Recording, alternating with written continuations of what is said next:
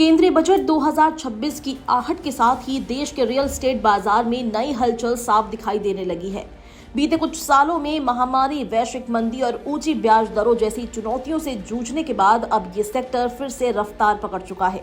ऐसे में बजट 2026 से उम्मीदें सिर्फ घोषणाओं तक सीमित नहीं है, बल्कि लोग चाहते हैं कि सरकार ठोस फैसलों के जरिए घर खरीदना आसान बनाए।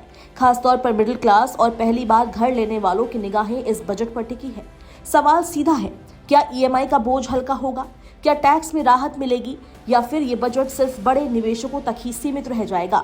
महानगरों में प्रॉपर्टी की कीमतें बीते कुछ सालों में तेजी से बढ़ी है। ऐसे में होम लोन लेना अब पहले जितना आसान नहीं रहा।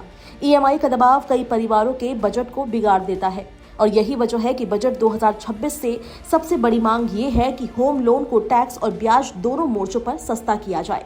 फिलहाल सेल्फ ऑक्यूपाइड प्रॉपर्टी पर होम लोन के ब्याज पर टैक्स छूट सेक्शन 24B के तहत सालाना 2 लाख रुपए तक सीमित है।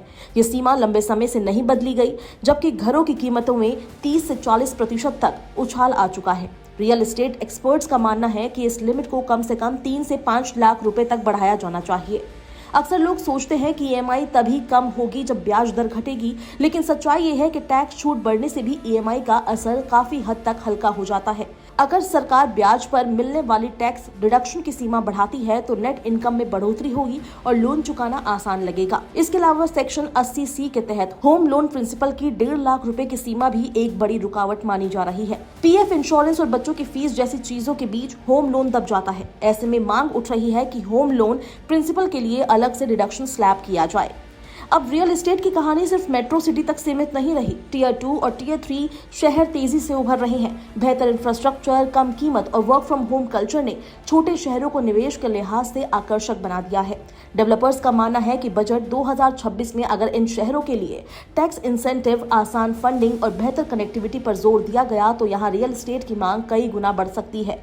ये ट्रेंड रिवर्स माइग्रेशन को भी मजबूती देगा, जहाँ लोग महानगर छोड़कर अपने होम टाउन में बसने का विकल्प चुन रहे हैं।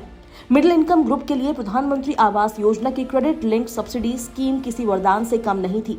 इस स्कीम के जरिए होम लोन पर ब्याज से सीधी छूट मिली थी, जिससे पूरी लोन अवधि में लाखों रुपए की बचत संभव होती थी। अब एक बार फिर मांग उठ रही है कि PMAY-CLSS को नए रूप में दोबारा शुरू किया जाए। खासकर टियर 2 और टियर 3 शहरों में ये कदम हाउसिंग डिमांड को जबरदस्त रफ्तार दे सकता है। बजट 2026 से उम्मीदें काफी बड़ी है। अगर सरकार टैक्स छूट, सब्सिडी, डिजिटल फाइनेंस और सस्ती फंडिंग पर ठोस फैसले लेती है तो ये बजट होम बायर्स के लिए गेम चेंजर साबित हो सकता है। अब देखना ये है कि क्या ये बजट सिर्फ वादों तक सीमित रहता है या सच में मिडिल क्लास के सपनों का घर साकार करता है।